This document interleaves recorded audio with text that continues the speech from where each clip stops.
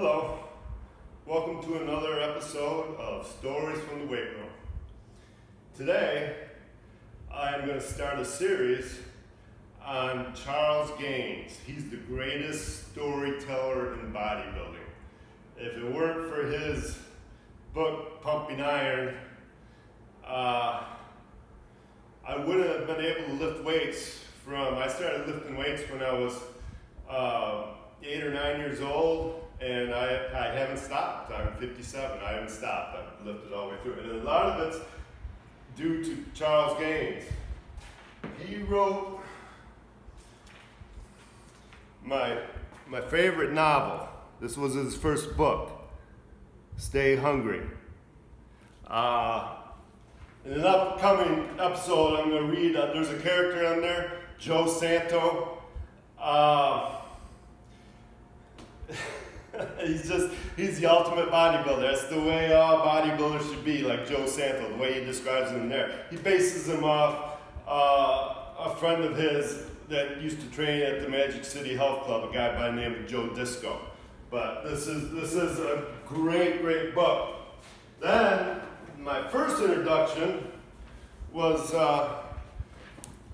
Pumping Iron. I was training down at the Y, and this he's a Mr. Fox Valley. He was like the king of the Y. He told me, you gotta go buy this book, man. And this book tells the lifestyle of bodybuilding. I just wanted to live that lifestyle. I like this book so much.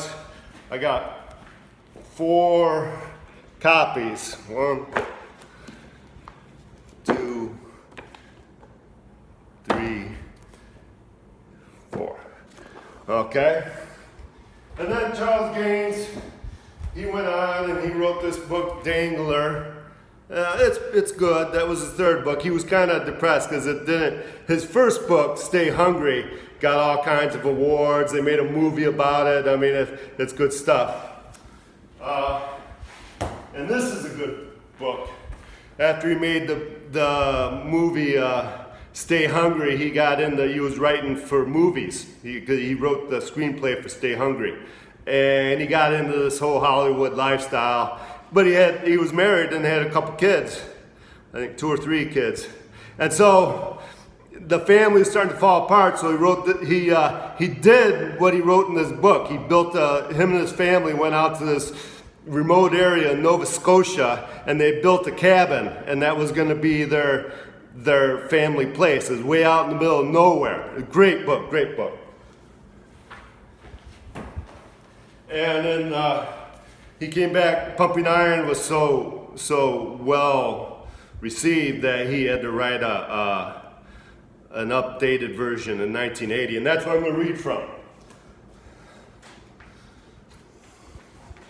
Okay, this is the introduction by Charles Gaines, and this is the revised edition of Pumping Iron.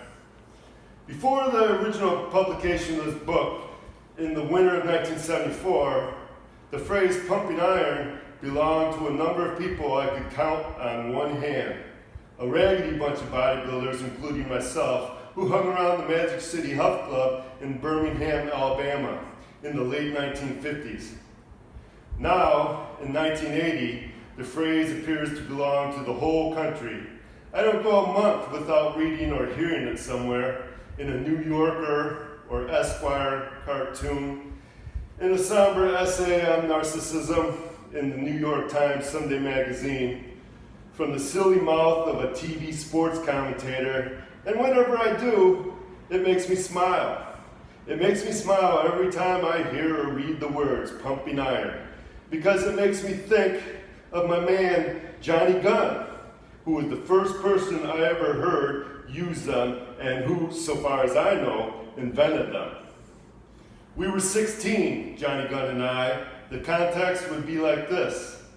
Where are you going, Gunn? To pump iron in Fred Crabb's basement. Pump iron, TV commentator, New York cartoonist, and all the rest of you, was the original way to say it. Gunn wasn't a hick.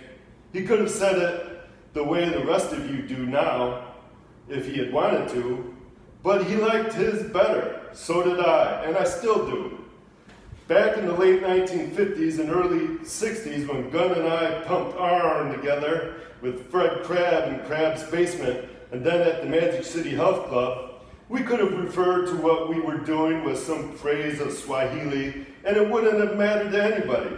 The fact was that outside a tiny number of people, and most of them in California, nobody in the country knew anything about bodybuilding or wanted to. That was still true in 1972, when the photographer George Butler and I first began to do magazine articles on the subject. And the fact that it was made us suspect that there might be a good book on the subject. There was. There was also a good movie titled with the same bastardized version of Johnny Gunn's phrase. And at the center of both the book and the movie was a natural force, you might say, an undiscovered star for whom stardom was only ever a matter of time, and a big enough one so that once he was discovered, a lot of people were forced to notice for the first time the thing that he did. Most people become stars because of their meteor, a few in spite of it. Arnold Schwarzenegger is one of the few. America discovered bodybuilding because it happened to lie next to Arnold Schwarzenegger. In the original introduction to this book, I wrote that sometimes during the traveling we did as research for Pumping Iron, George and I felt a little like 19th century explorers, poking around as subject as primeval and unmapped as parts of Labrador. The feeling was ambiguous and thrilling.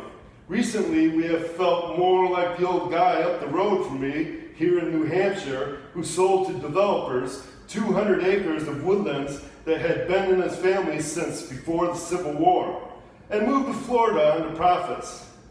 Not long ago, he was back up in New Hampshire visiting, and he went out and stood on the bluff and looked down at the houses and yards, the paved roads, the garbage cans, and garages now occupying his old family land. Well, sure, he liked Florida. Sure, he was well off now and didn't have to shovel snow or cut wood. But I tell you, Charles, he said after a while, you just should have seen them woods in the fall. I can do that better. You just should have seen them woods in the fall. Pumping Iron has been taken up all right, not just the phrase, but the preoccupation. In a way, none of us back at the Magic City Health Club would have bet a Joe's chili dog could happen. And since the original publication of this book, the terrain of bodybuilding has been as radically altered as my New Hampshire neighbor's land. There are roads out there now, towns and fast food joints. Viewing it from a bluff, so to speak, in 1979, Butler and I didn't know whether we liked the looks of the place Butler and I didn't know whether we liked the looks of the place or not anymore. We did know for sure that we no longer knew our way around, and if we felt a little of my neighbor's nostalgia, we also felt every time we came back to the bluff more and more curiosity. What was it like out there now? Who were the new people who had moved in? And how had the old ones changed? In 1980, we said to hell with it and just trucked on down off the bluff to find out. We started going to contests again. We met a lot of new people and checked up on all the major characters in the original book. This new edition of Pumping Iron carries, along with new photographs, a written report on all that, a two-part report, one on the terrain and one on the state of the art and sport. It carries as well a message to Johnny Gunn. Hey Gunn, they may know all about it now, but they still can't say it right. All right, that kind of gives you a sample of George Butler's writing. And I'm going to be doing a bunch of shows on it, especially with Pumping Iron. I think I might even read the whole book because it's a great book. I'll talk to you later.